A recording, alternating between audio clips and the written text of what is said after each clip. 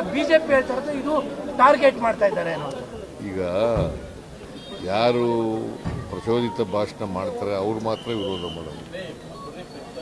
ಈಗ ನೀನು ಇದೆಯಾ ಅಂತ ಇದ್ದೀವಿ, ನೀ ಪ್ರಚೋದನೆ ಭಾಷಣ ಮಾಡದೆ ಹೋದರೆ ನಿನ್ನ ಮೇಲೆ ಕ್ರಿಮಿನಲ್ ಕೇಸ್ ಹಾಕ್ತೀವಿ. ಹಾಂ, ಯಾರು ಪ್ರಚೋದನೆ ಕೂಡಿರ್ತಕ್ಕಂಥ ಭಾಷಣ ಮಾಡ್ತಾರೆ ಅವರು ವಿರೋಧ ಮಾಡ್ತಾರೆ.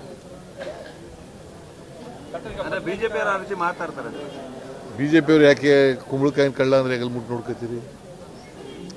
ನೀವು ಯಾಕ್ರಿ ಕುಂಬಳಕಾಯಿನ ಕಳ್ಳ ಅಂತಂದ್ರೆ ಬೆನ್ನು ಮುಟ್ಟುಗಳದು ಹೆಗಲು ಮುಟ್ಟುಗಳದು ಯಾಕೆ ಮಾಡ್ತಾ ಇದ್ದಾರೆ? ಇದು ಎಲ್ರಿಗೂ ಅಪ್ಲೈ ಆಗುತ್ತೆ. ನಮ್ಮ ಪಾರ್ಟಿಯವ್ರಿಗೂ ಅಪ್ಲೈ ಆಗುತ್ತೆ, ಬಿಜೆಪಿಯವ್ರಿಗೂ ಅಪ್ಲೈ ಆಗುತ್ತೆ, JDSನವ್ರಿಗೂ ಅಪ್ಲೈ ಆಗುತ್ತೆ, ಬೇರೆ ಪಾರ್ಟಿಯವ್ರಿಗೂ, ಕಮ್ಯುನಿಸ್ಟ್ ಪಾರ್ಟಿಯವ್ರಿಗೂ ಅಪ್ಲೈ ಆಗುತ್ತೆ. ಸೊ ಅದರಿಂದ ನೀವು ಯಾಕೆ ಇದನ್ನು ವಿರೋಧ ಮಾಡ್ತೀರಿ?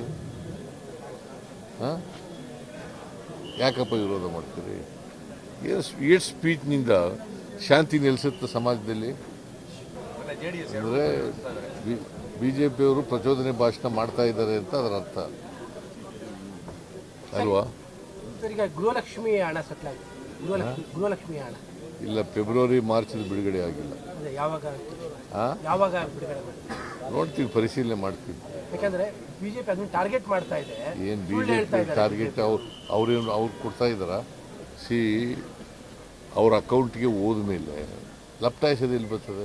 ಅವರು ಫೆಬ್ರವರಿ ಮಾರ್ಚ್ ಮಾತ್ರ ಕೊಟ್ಟಿಲ್ಲ, ಏಪ್ರಿಲ್ ಇಂದ ಕೊಟ್ಟಿದ್ದಾರೆ. ಫೆಬ್ರವರಿ ಮಾರ್ಚ್ ಗ್ಯಾಪ್ ಇದೆ, ಅದನ್ನ ತಗೊಂಡಿದ್ದಾರೆ ಅನ್ನುವಂತ ಅರ್ಥ ಮಾತಾಡ್ತಾರೆ. ಇಲ್ಲ ಇಲ್ಲ ಇಲ್ಲ, ಯಾರು ತಗೊಳಕ್ಕಾಗಲ್ಲ, ಬಿಡುಗಡೆನೇ ಮಾಡಿಲ್ಲ. ಯಾರು ಸಹ ಪಕ್ಷಕ್ಕಿಂತ ದೊಡ್ಡವರಲ್ಲ, ಒಬ್ಬರಿಂದ ಪಕ್ಷ ಅದು ಎಲ್ಲರೂ ಒಪ್ಕೋಬೇಕಾಗಿರ್ತಕ್ಕಂಥ ವಿಚಾರ.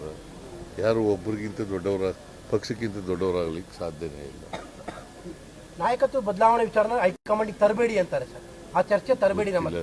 ಅಲ್ಲ, ಅವ್ರು ಹೇಳಿ ಓಪನ್ ಹೇಳ್ರಿ, ರಾಹುಲ್ ಗಾಂಧಿಯವರು ತೀರ್ಮಾನ ಮಾಡಬೇಕು, ಹೈಕಮಾಂಡ್ ತೀರ್ಮಾನ ಮಾಡಬೇಕು. ಅವ್ರು ಏನು ತೀರ್ಮಾನ ಮಾಡ್ತಾರೆ ಅದಕ್ಕೆ ಬದ್ಧ.